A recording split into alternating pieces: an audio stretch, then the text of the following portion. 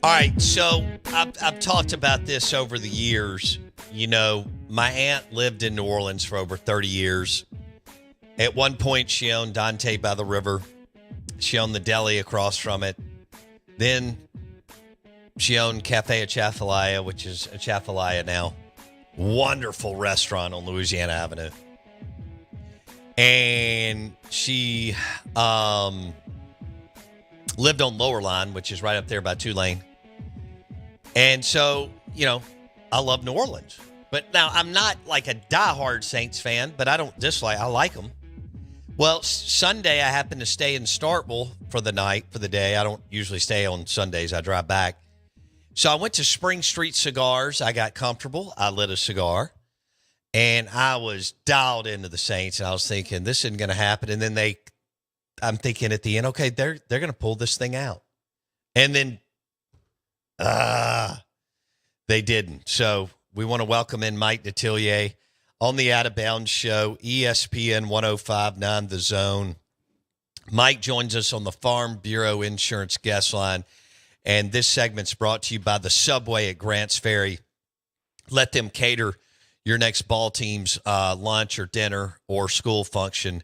The Subway at Grants Ferry, let them cater your next softball, baseball, soccer, or school function. The Subway at Grants Ferry, they do a great job. Fresh sandwiches. Mike D on the Out of Bounds Show. Mike, that was a tough one on Sunday. Yeah, it was. It was a game that they had an opportunity to win, and it slipped away from them. A few plays they didn't make. I think a crucial point early in the game was it was a little underthrown, but it was a catch I've seen Rashid Shaheed make. He dropped one in the end zone on a throw from Derek Carr. But they got beat up front, offensive, defensive lines. And it sort of was surprising. But then you think about it, in the third play of the game, you lose Eric McCoy. I've talked about this so many times to you, different people, about when you lose your center, how much that means to your football team. Because he's kind of the timepiece. Kevin Mawai, you know, he comes to Louisiana Line Camp every year, and we'll always talk about offensive line play, and he brings that up to me about when I hear you talk about the center play, you know, it just brings a smile to my face, because I know, having played that position, what it means. And when you lose that center, it is a huge loss to a football team, because other than the quarterback, no one has more responsibility on that team. And the Saints lost McCoy after the third play. He's the guy that gets all the other guys set. He's making the different calls for protection, trying to adjust. And Kevin brought up a comment to me, and it doesn't apply to the Saints, but it does apply to other teams, that he says, you know, years ago, you didn't play a quarterback normally as a rookie. You know, he had a little bit of growth. He said, today, you pick a guy in round one, you know, you got to play him. And you sort of got to calm them down, you know, good and bad. That Washington Center, he ain't got to worry about that with Jayden Daniels. Jayden, sometimes you got to, you know, look for a pulse, because he's the coolest cat in the joint, so to speak. But losing McCoy was a big loss for the Saints, and you could tell, man, did Jalen Carter have a great game, and he's got immense talent. We all saw it at Georgia. He could take over a football game. Sometimes he plays when he wants to. That's always been the MO with him. And I've talked to his coaches, Pete Jenkins that he works out with, everybody else, he sort of plays when he wants to. But he came to play Sunday. The surprise was Jordan Davis, the other first-round pick, defensive lineman, who is a huge man. And doing shows in Philly all week, that deal is he ain't done nothing. All he does is lean on people. He doesn't make plays. He made plays Sunday. And those two Georgia players sort of took over the football game, along with Zach Bond. And, Zach was a guy that came here. I never understood how they tried to use him here with the Saints. But the unsung hero of Sunday was Vic Fangio, the Philadelphia Eagles defensive coordinator. He really ran a six-man front against the Saints and basically threw them the double middle finger and say, I dare you to run it. I dare you. And they tried. 29 rushes. They got less than 100 yards. And the old pops in this business, old Vic, he was the linebackers coach with the Saints. Him and I go back a long way in the Dome Patrol defense. Wow. Yeah, he came here with Jim Mora in the 80s. He was the Dome Patrol. And his deal was, I wasn't coaching nobody. I just point them in the right direction. He said, man, Ricky and Pat and Sam Mills, Vaughn Johnson, there wasn't a lot of coaching you're doing there. You sort of pointing them in the right direction. And he came up with that six-man front. It was sort of a 6-1 defense. And he basically said, if you're going to beat me, you're going to beat me throwing it, but you ain't beat me running it. And he shut down the running game. So the loss of McCoy, and I think, again, man, Vic, he's still the old master. He can come up with some game plans to beat you. Saints got caught. And tough game, but if I'd have told you before the season the Saints were 2-1 after 3 games, I wouldn't have believed it. Wow. So I'll take that 2-1. That was a tough loss, and you could have been a W, but 2-1 at this stage, I'll take it. This team has never been a team to get out of the blocks real quick. It wasn't like that with Sean, and it wasn't really like that with Dennis Allen, even though last year it was 2-1 at the same stage. It didn't look like what we've seen. This year looks a lot better than what we've seen in years past. Who was your favorite out of Ricky Jackson, Pat Swilling, Vaughn Johnson, Sam Mills? Oh, man. All 4 of them were special to me, but, man, Sam, he was such a good dude in life, and not that the others weren't or aren't. And, God bless him. Vaughn's not with us anymore either, just like Sam. But Sam was like a coach on the field. I told Sam he had the worst job in the world. We were doing Monday nights, and we'd always have a player there. We were doing it at a different location. And so when the Saints would have a tough loss, they'd always send Sam Mills. They'd never send him after a win. I was like, dude, you drew a low straw all the time. He'd have this big smile, and he was like, man, don't worry about it. Don't worry about it. I got it. And he was like a professor talking to you about football. He really was. He could tell you every little intricate piece of how the game is played. And for a guy that was sort of just getting into this business a little bit, he was such a help in teaching you what was happening, what he was seeing, how much work. And I couldn't believe the amount of film time he'd spend watching film. And he was so prepared for every game. Okay, Sam was all of 5'8.5". He probably was 225, 228 in that range. If you'd have met him on the street, you'd have said, no way, that guy don't play pro football. No way. But, man, he was like a professor out on the field. When he hit you, it sounded like a 6-car collision because he'd get under your pads and he'd move you.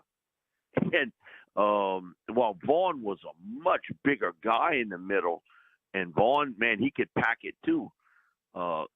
Sam would sort of surprise you on how hard he'd hit you. And great in coverage. He could blitz from the inside. He had hands like a receiver. He'd spend all this extra time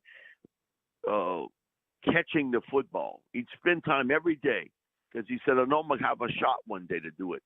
I'm so thrilled he's in, Pro Football's Hall of Fame. I wish he was alive to have seen it, but man, he was special. Ricky, we did so many shows at Ricky. Ricky was, man, I just do what I do. I just do what I do. And Pat, we've done a ton of shows with Pat, and he got Abear stories, and Abear's got stories on him, and they both sort of felt the wrath of Jim Finks because of one reason. They both wanted to get paid. So Bobby sat out a season, actually went to court, and it was a big part of why we have free agency today. He took it to the limit, and the free agency sort of evolved from that court case. Pat wanted money, extra money. He was the defensive player of the year, and Jim said, "Oh, that's all great and fine. I'm sending you to Detroit." And so he shipped him out when he asked for extra money, and the Saints, in exchange, got a first-round pick. They turned into Willie Roaf. Woo! Hello. So Lorenzo Neal was the other guy, the fullback. Yes. The other draft choice. Yeah. And so it was Lorenzo Neal and Willie Roaf they got for Pat. And Pat, he's in the business world now. We do a bunch of shows with him at the Rouse's markets. And so he's got a certain kind of tequila that he's involved with. So, yeah, we do a lot of shows with Pat because all four guys. Bo, you'd have had a great time with any of the four because Sam was, like I say, the professor. Vaughn, man, he loved to tell you a story. Ricky was, man, let me tell you about how I beat this guy. Ricky was a man of few words about it. And then Pat, he also was a guy to tell you the experiences of playing in the NFL. And Pat thought he'd be a first-round pick, ended up being a third-round pick out of Georgia Tech. And, man, what a great pickup for the Saints. But to have all four, that'll never happen again in the NFL history to have that you have four guys like that. For that period of time, was unreal to see them play.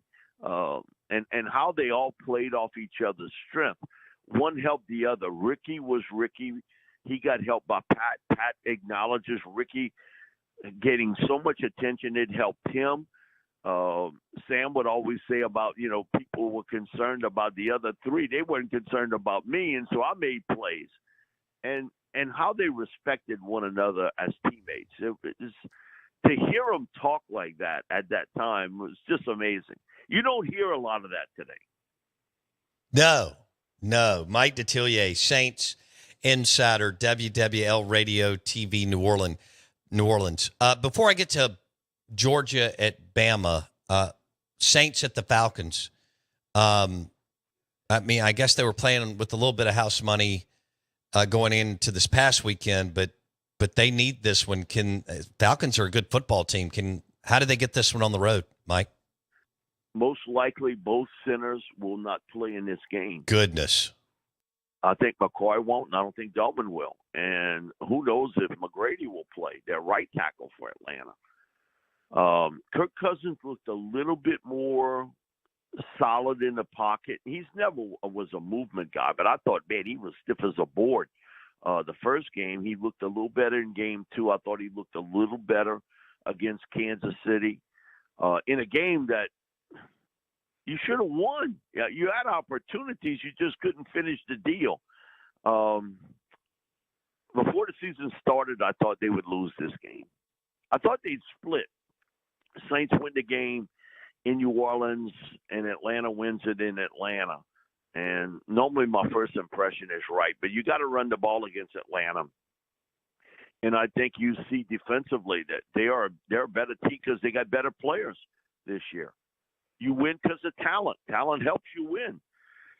And Darnell Mooney, I think about him too. Everybody talks about Drake London. He's a fantastic player, but Darnell was a former Tulane player.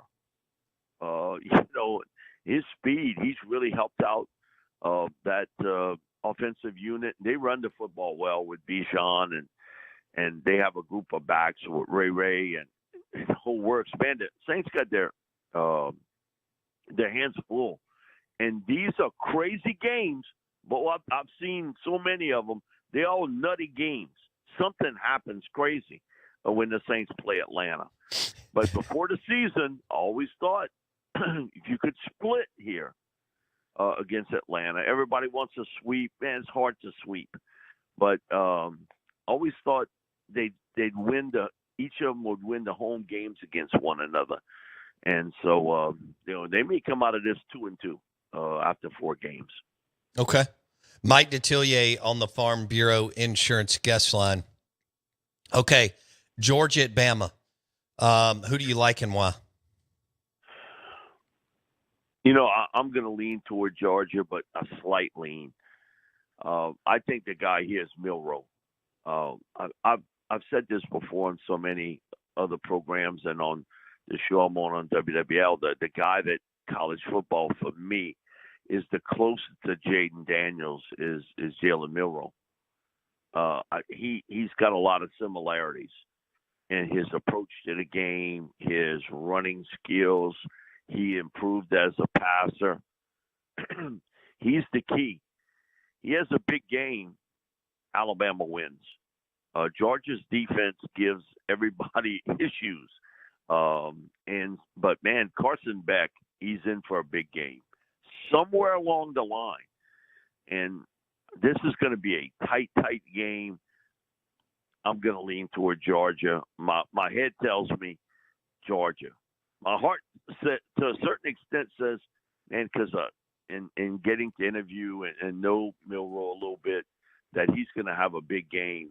But I'm going to go with Georgia here. I just think it's a close game, and almost like Georgia was looking ahead when they played Kentucky. I'm not trying to take anything away from the Wildcats. They really played well. But almost as though Georgia was looking toward Alabama and almost got caught in that game. And Kentucky's played Georgia well in Lexington. They haven't played them too well in Athens, but they really play them well at home. So I'm going to go Georgia here in a real tight football game. And, man, you talk about talent, and you look on that football field, they got it. And Pete Jenkins made this comment to me during the offseason about, is there ever been a SEC coach that's won more fourth-quarter games than Nick Saban? And I said, not in my memory. And he says, you know what? It'll be interesting. And he knows Kalen DeBoer real well because he's helped some of the and go and mentor some of the defensive linemen at Alabama. He said that's going to be the big test for Kalen. And these fourth quarter games, when you play a Georgia, when you play an LSU, when you're going to play an Ole Miss, when they're going to line up, those games, Nick, 85% of the time won. And he said that's going to be the test for DeBoer in winning those really close games in the fourth quarter. And you think about Nick, he rarely lost those games. Every once in a while you caught him. LSU caught him 2 years ago with Jayden Daniels. But, man, he hadn't lost a lot of them like that. I think it's going to be an epic ball game in Tuscaloosa Saturday night, Georgia at Bama. I agree with Mike. It's going to be a close one. Okay, how impressed are you with Tennessee? Yeah, I've always thought that they were one of the teams in the SEC. I didn't know about their secondary because, out of the 5 guys that they played most last year, they lost 4 to 5. And how that affects the football team. I knew their front 7 was really good. I knew they could run the football. Their offensive line is big, and they move people off. And Nico, he makes some plays. Man, he scares the bejesus out of you when he hits that field. And he's gotten much more comfortable as a passer. So it has surprised me how well they've played. And that score against OU sort of is skewed a little bit because of the fact I thought in the fourth quarter, OU made some plays and got the score closer, but didn't tell you the domination of Tennessee. Tennessee really dominated that football game until late. The Sooners got a couple of scores. So, yeah, I've been very, very impressed. And what I thought would have been, and I think was, a very emotional game, to have Josh go back to where he played, his college football. And, he's not going to say it, but I can, that he felt slighted. They run him off.